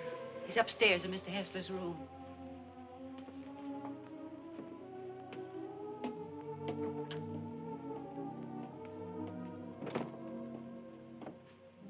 It's his heart. I wouldn't stay very long. Mr. Hessler could use a little rest.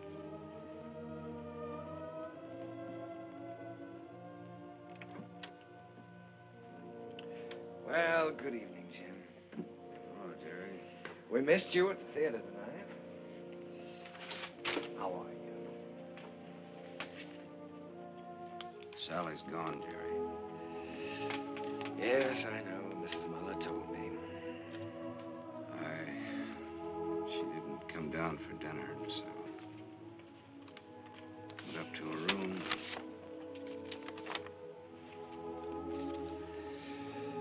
Dear Daddy, I'm going out on my own. Don't worry about me. Someday you'll be proud of me. I'll always love you. P.S. Tell Uncle Jerry I still love him.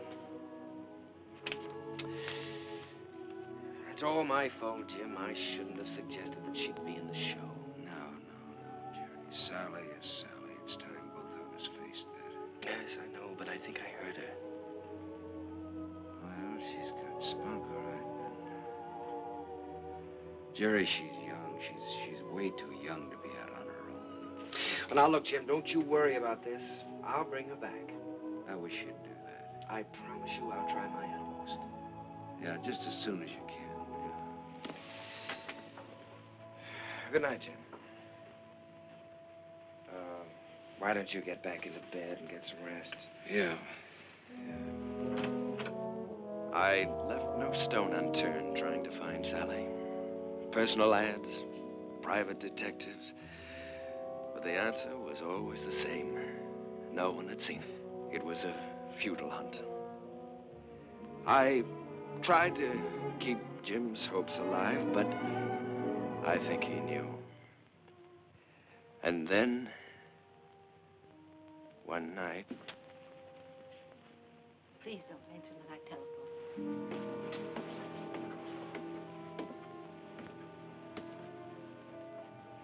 I think, Mr. Kern, you'd better go up right away. He's been asking for you.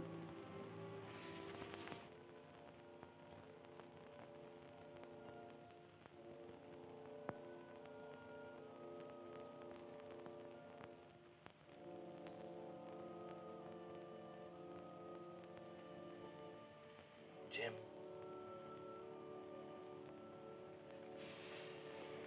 I was just driving by. I thought I'd drop in and say hello.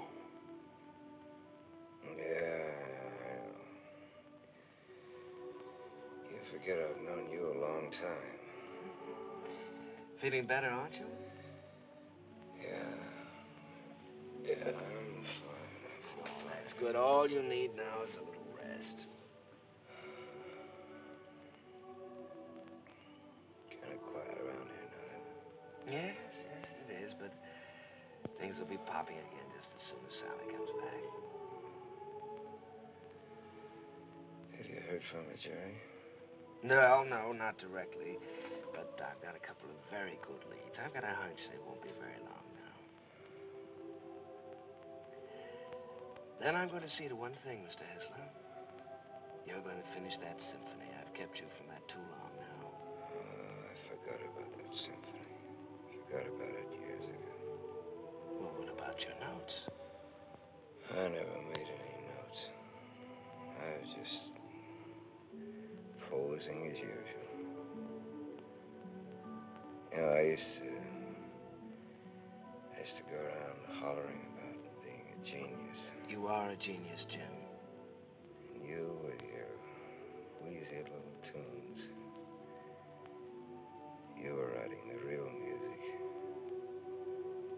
The folk music of America. Thanks, Jerry, for letting me kind of stick around. No, wait a minute. Let's get something straight, Jim. I didn't let you hang around. If it hadn't been for you and your faith in me, I would have quit half a dozen times, you know that. And if we're going to start handing out bouquets, I just want you to know that I don't know where to begin to thank you.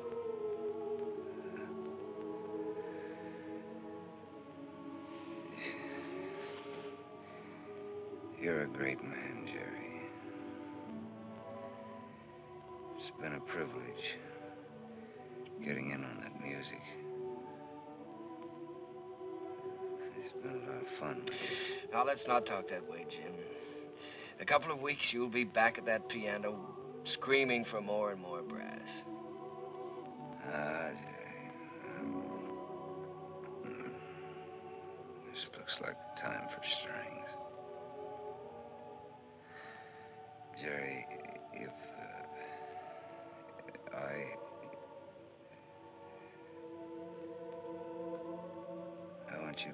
after Sally for me. Jim, you're going to be all right. So is Sally. In a couple of weeks, why, we'll be laughing about this.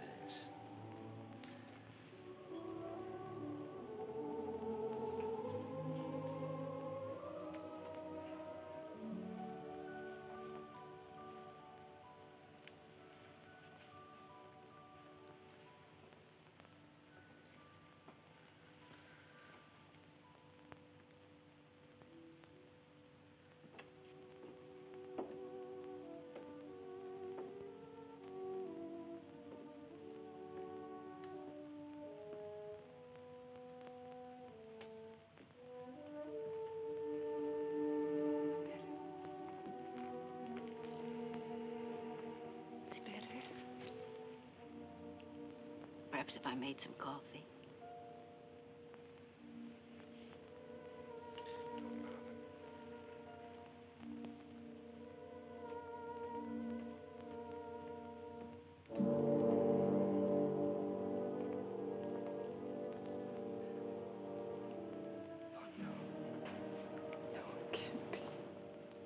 Mr. Kern had hardly closed the door when he...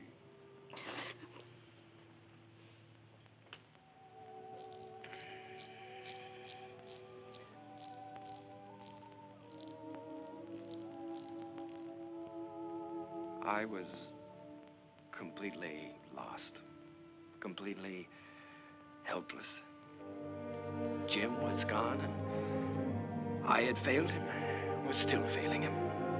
I'd lost a world with Jim's passing, and everywhere I walked with ghosts, reliving lost hours, pacing a world of memories. I couldn't even think in terms of music. I began to feel that I might never write again.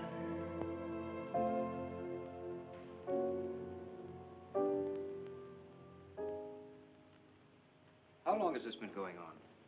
For weeks, Oscar. Ever since Jim died. He's a score to write, and he hasn't done one song. Well, that certainly doesn't sound like Jerry. He seems to have completely lost heart. Have you had any word of Sally? No, but he has every friend he ever had in show business looking. Well, don't worry about it. He'll turn up. It's Jerry I'm worried most about. You know, Oscar, I believe he's beginning to think he can't write music anymore. It's heartbreaking to watch him. Well, I have a book here I'd like him to take a look at. I've been commissioned to adapt it and write the lyrics, and I think Jerry's the man to do the music.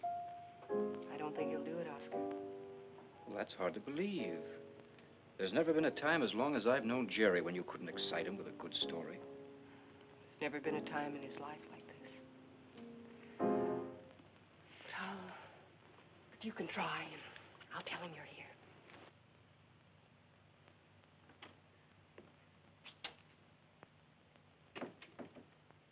Hello. How's it going, dear? Oh, fine, darling, fine. I was just tinkering a little bit with the melody, but it's going to be all right. Of course it is. Aye, it is raining, isn't it? Jerry, Oscar Hammerstein's here. Oscar? Oh, darling, why didn't you tell me? Oscar, come in. Hello, Jerry. My goodness, it's good to see you. Won't you sit down? Sit down. Thanks, Jerry. Well, what's new? I'll tell you what brought me out here, Jerry. I came across a novel that I think's going to make a great show. Now, if you'll do the music, I'd like to do the book. Oscar, I'd love to. I really would, but, I have so many commitments right now that I don't think it wouldn't be fair to you or anyone concerned. Suppose I leave the book with you and you glance through it when you have time. Oh, it's no use, Oscar. Well, I'll leave it anyhow. See you next week. Won't you stay for dinner? I'd certainly like to, but I have to get back to town. Bye, Eve. I'll see you to the door, Oscar. Bye. Bye.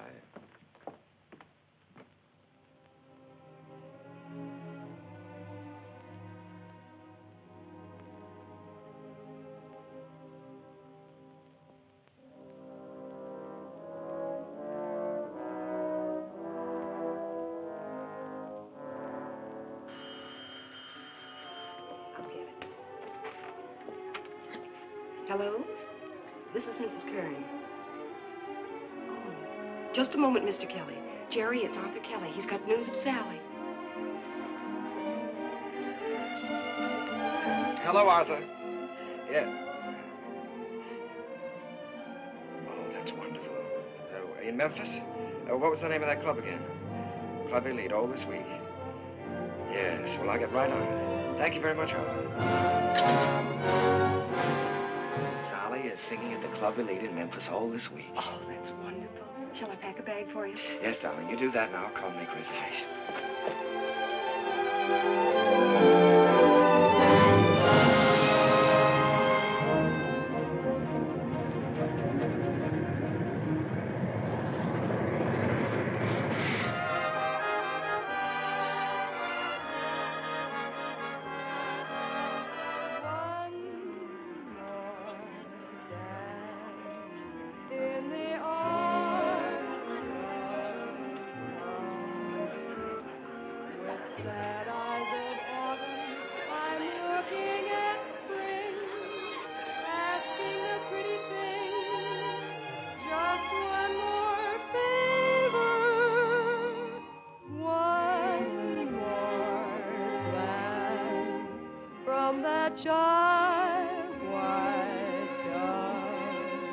One more night, if you will.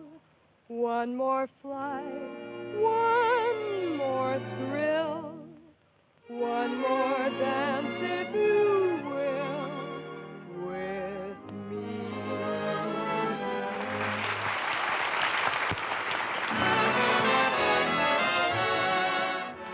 Will you dance with me? Oh, no, thank you. No. Go ahead and dance with us, No, Charlie. thank you. Go ahead. Charlie. Will you dance with me? I sure will, baby. What's this?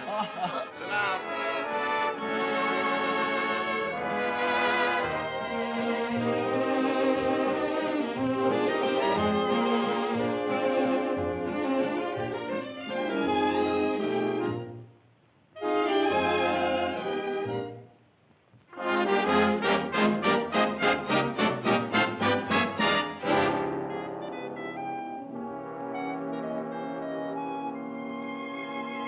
Think of what you're losing by constantly refusing to dance with me.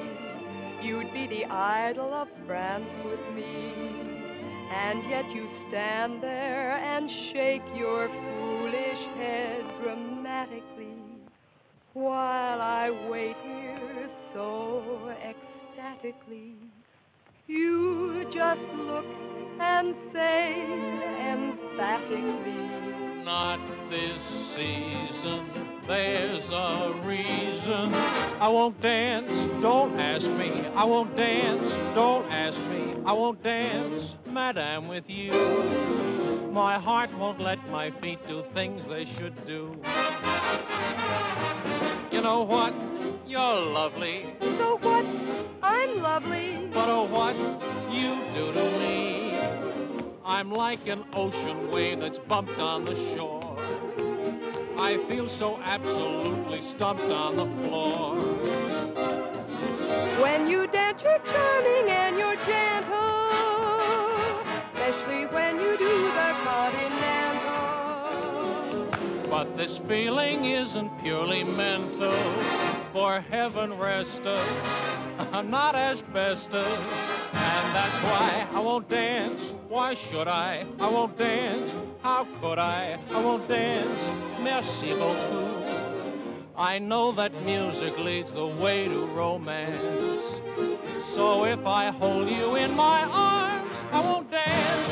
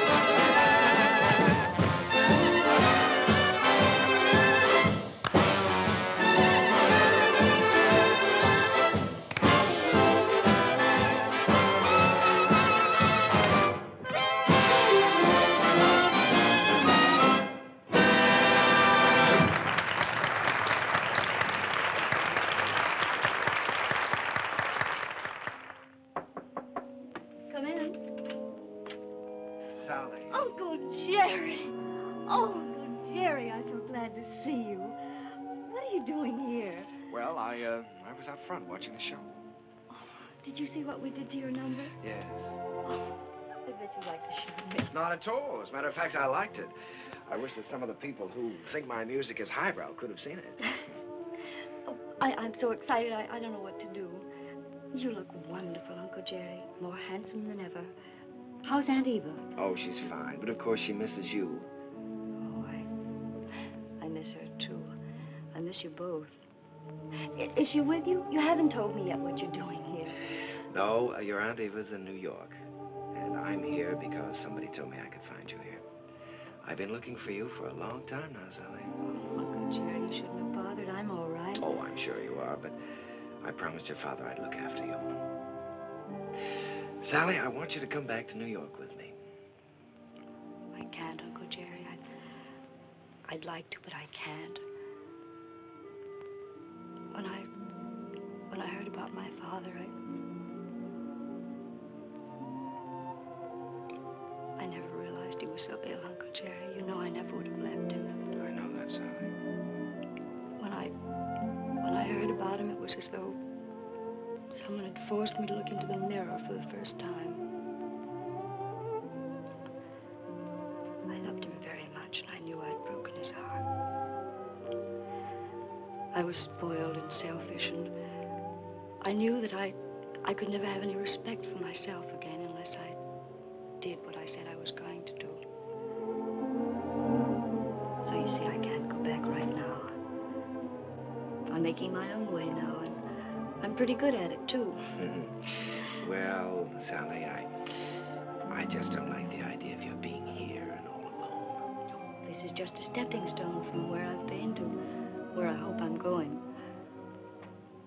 I'm making $50 a week now because management thinks I'm worth $50. If I'm worth more, I'll get more. And if not, I'll have to find it out for myself. And Uncle Jerry, I'm not using anyone. 5 minutes, Miss Hester. Thank you, Jimmy. You understand, don't you, Uncle Jerry?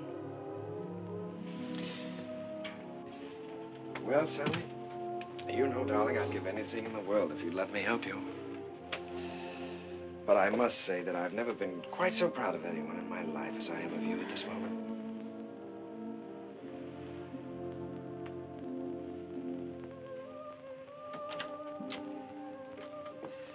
Good luck, darling.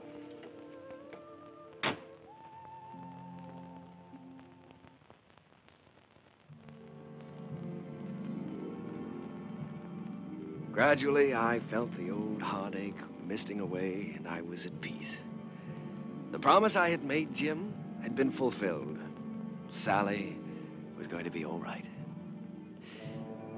I walked along the river that night, with the river wind in my face and the taste of it on my lips. And I stood there, listening. A sudden excitement thrilling through me, listening to the song of a river that makes its way right through the heart of America. And the voice of that river was the laughter, and the tears, the joys, and the sorrows, and the hopes of all America's people.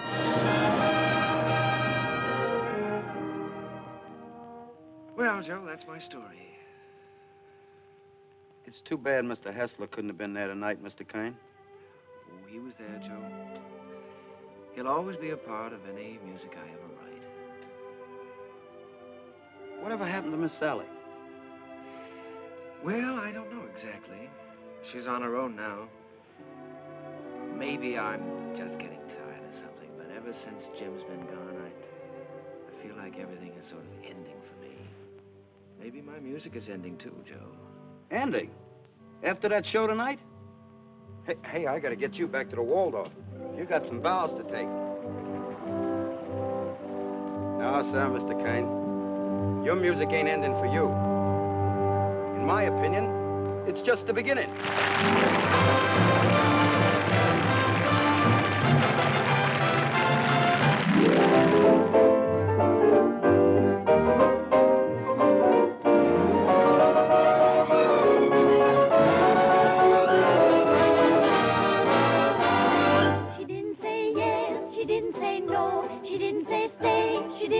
go. She wasn't so sure that he'd be good. She wasn't even sure that she'd be good. So what did she do? I leave it to you. She did just what you do.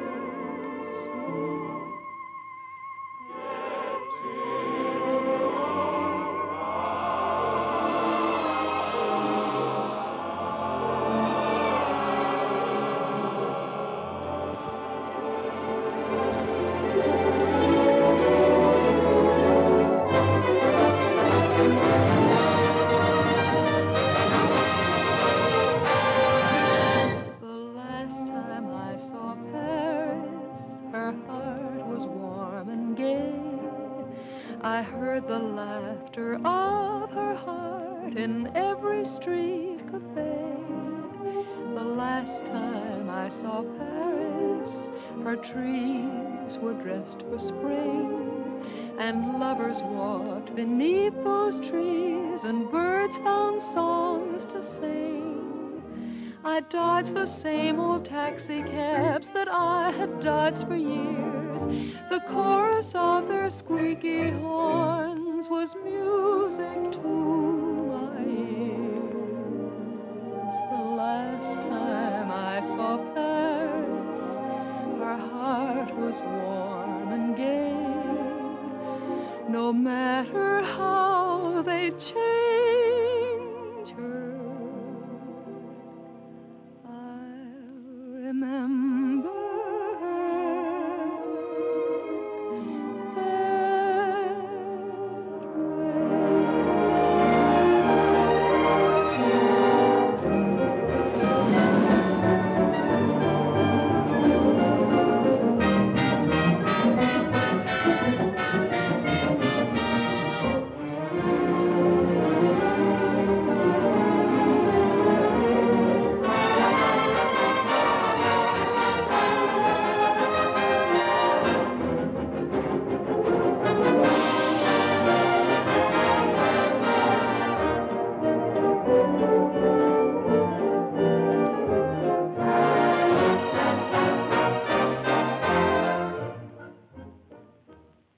Do sit down, Mr. Kern.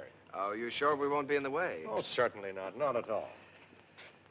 Well, I can't get over this, Mr. Artide. We certainly don't grow stages like this on Broadway. Darling, look at the size of that orchestra. Why, you have everything in the world to work with here. That's right, Mr. Kern. We've tried to give you the best of everything. Yes, that's so. What was the number you were going to do today? Well, we found an old song of yours that you did first in 1917, called The Land Where Good Songs Go. Oh, I'd almost forgotten about that one. We're using it as a frame for some of your other songs. What star is going to sing this? Well, Mr. Kern, as a matter of fact, we're trying out a newcomer. Oh, a newcomer. This girl did a test for us in New York, and it impressed us, so we flew her out here. She hasn't done much yet, but we have great hopes for her. Quiet! All right, girls, We're ready. Ready for a take. All right, let's try one. Places, please. Okay, Charlie. Hit the lights! Quiet! Okay, roll 'em. Action!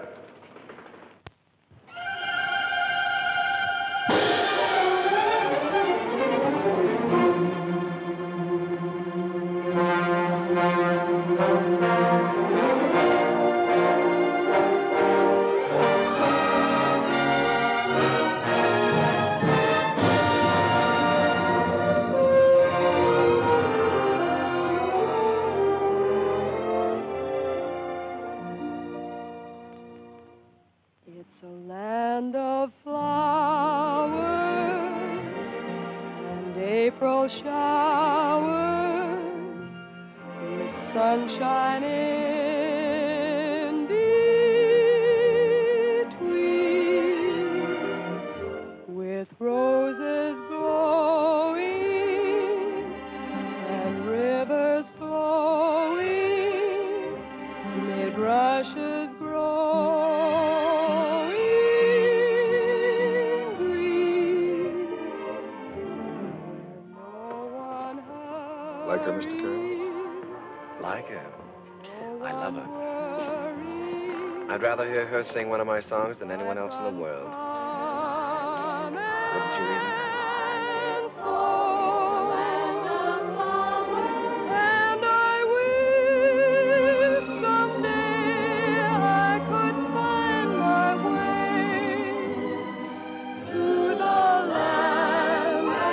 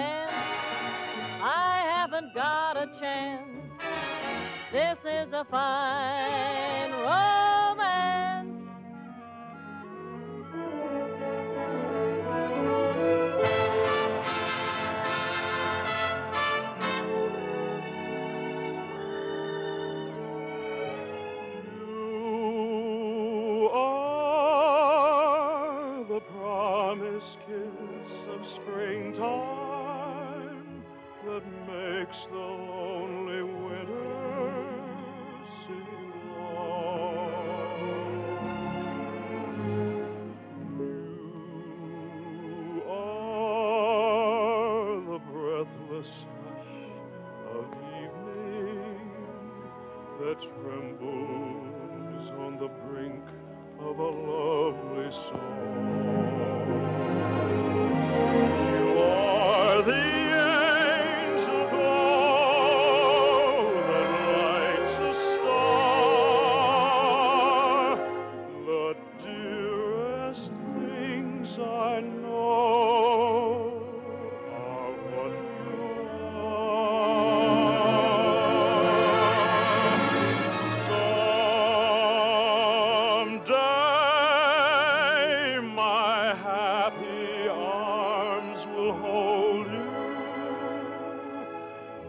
good songs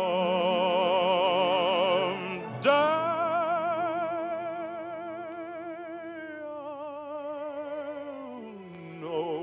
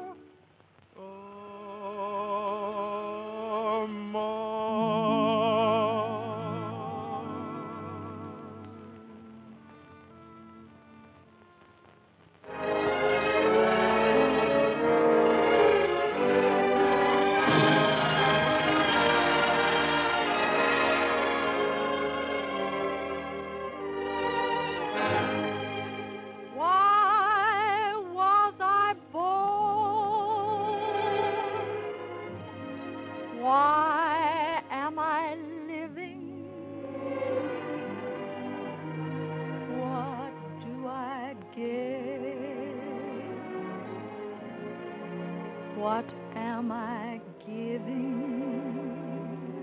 Why do I want the things I dare not hope for? What can I hope for? I wish I knew.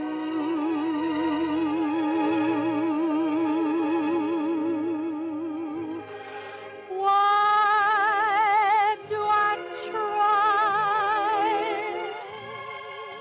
to draw you near me? Why do I cry? You never hear me. I'm a poor fool, but what can I do?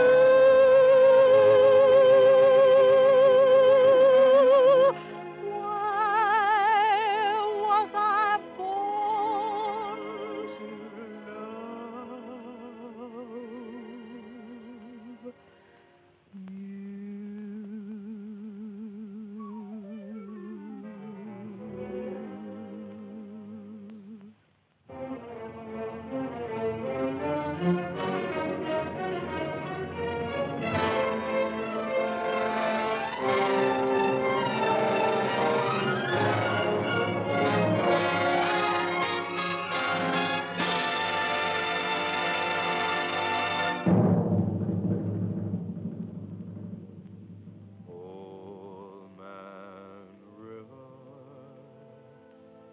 That old man river, he must know something, but he don't say nothing.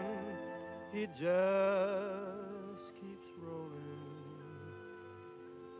He keeps on rolling along.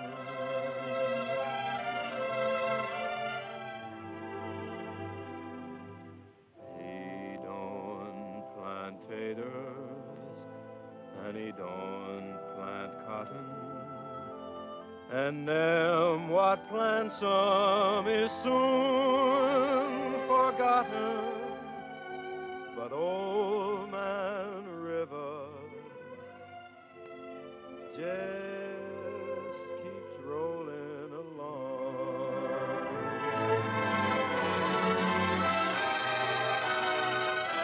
You and me, we sweat and strain, bodies all aching and racked with pain.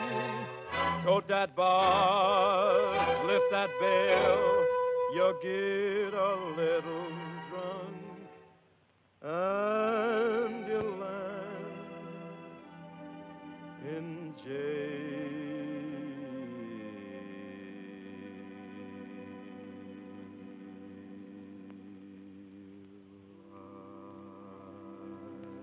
Gets weary and so sick of trying. I'm tired of living, but I'm feeling